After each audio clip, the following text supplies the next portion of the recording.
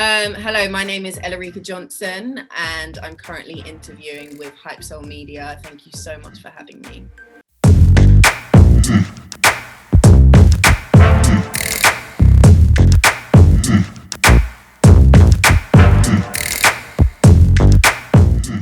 Yes, you'll see a huge difference with Autumn this season, and that's mainly because she's stepping into more of Hayley Colton, so we're seeing more of who she is. You know, last season it was very covered up and hidden, and wigs and autumn night, and who is the person behind this chameleon, like what's happening there.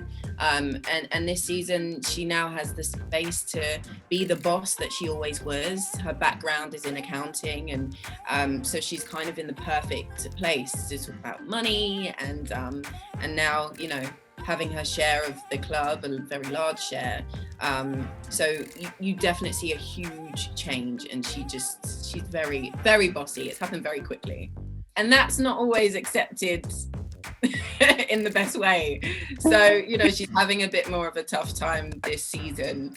I think with anyone, if you turn around and become somebody new, everybody kind of goes, oh, what's that? And especially being in charge, in a place where there's a lot of, you know, strong personalities, it's a bit of a rocky start, and, you know, kind of throughout, actually, relationships are definitely affected by this new role that she had. So yeah, I think a few people might feel for her and a few people might hate her, unfortunately.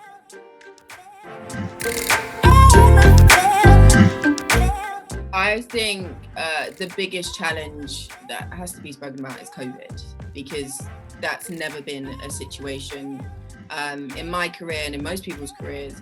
But this, you know, the mask wearing and the distance, and even just the moments that you have with your cast members beforehand to go over things, or, you know, to discuss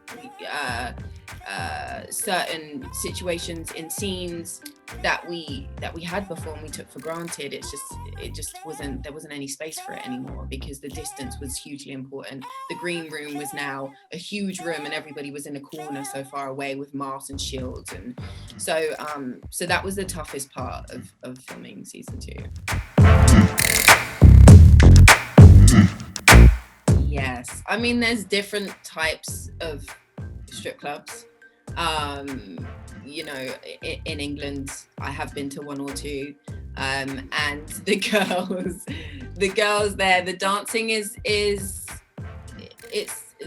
very small and sexy and sweet, and, you know, and that's great, and that's the environment that it is in those kind of clubs, and I think they exist around America as well. That's the environment that they kind of dance in, whereas the strip clubs in Atlanta, the environment is loud, and the music is, you know, a lot of the rap and hip hop, and the culture is just different in those places. The girls are athletes, performers. The first time I went to a strip club in Atlanta, it was like Cirque du Soleil but naked, and I literally, like a child, like, oh my god, this is incredible. I've learned so much from the dancers. They are wonderful. We have some incredible talented girls on the show, and I think I just feel very lucky to have been able to see into their world and to be involved in it, but I don't think I'll ever get to their level, because wow they're amazing.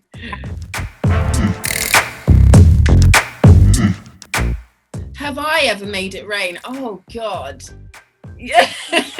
maybe once, to entertain someone else. That was about, okay, you know. But you kind of have to. In Atlantic, you have to. If you do not throw money, they will call you out, and everybody will look at you, and it's a whole thing. So you definitely need to have some money if you're going to make it rain, or just make it dribble, or whatever you're doing. You definitely have to throw money on the girls, and they deserve it.